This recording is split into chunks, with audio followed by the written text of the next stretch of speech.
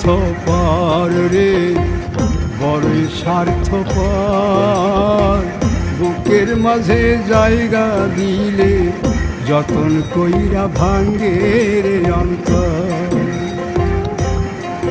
মানুষ বড়ই স্বার্থপর রে, বড়ই স্বার্থপর।